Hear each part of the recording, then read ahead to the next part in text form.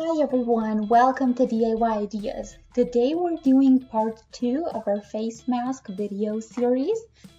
So this time I'm going to show you how you can make a super simple mask out of stuff you usually already have at home. So I decided to make it really simple so that even complete beginners can also give it a shot and make it. This is something that most of us will need these days, so I hope this will be useful. So even if you're a complete beginner, feel free to stay tuned.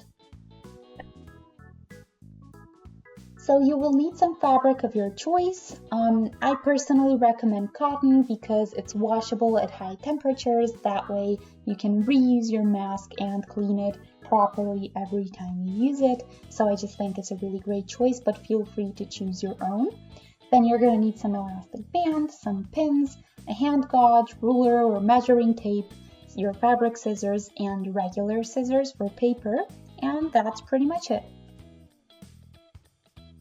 So the pattern is super simple. You will need 7.8 inches times 7.8, or as I wrote on here, 20 times 20 centimeters. So 2 times the outside and the inside fabric. Of course, you can do extra middle layers, even one or multiple. So that's another option that you can do, but you don't have to. Then you're gonna need two bands that are 17 centimeters long. So in inches, that would be 6.7.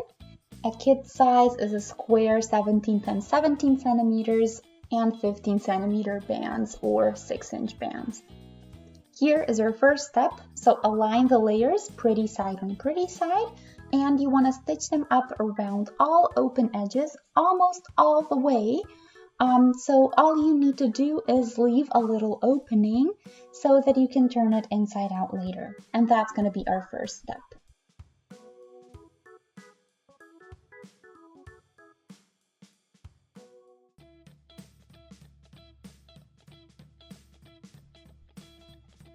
So here we are, I fixed the corners and now we can turn.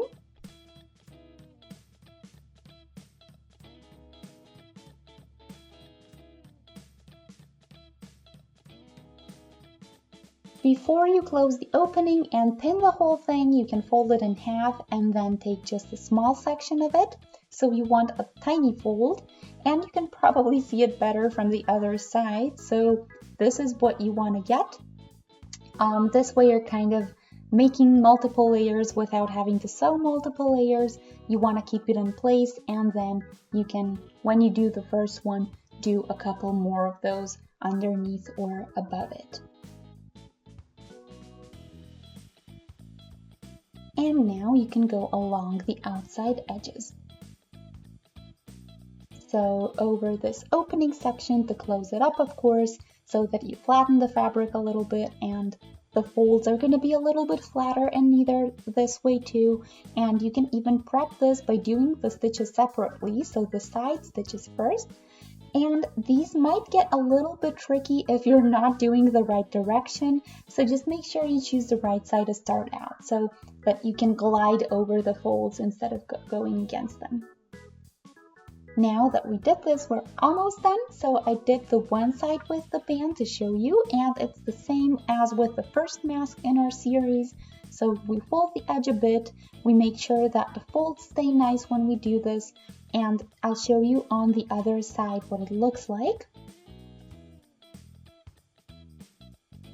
So then do a stitch for a tunnel for the band, pull the band through, and tie a knot out of the ends and hide it in the tunnel.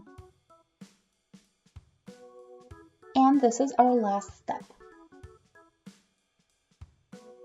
So we are all done, and I hope you guys like the way this looks. I hope you find it easy as well. So just like I said the last time, this sadly doesn't guarantee perfect protection, but it'll protect just like any other mask that you can buy or order online. So it is the same effect as with any mask, but sadly it's not 100% guaranteed protection from the virus or other diseases. And yeah, I hope you guys like it. If you have any suggestions, questions, tips, or comments, feel free to share those. Stay tuned for future videos we do, and see you next time. Bye!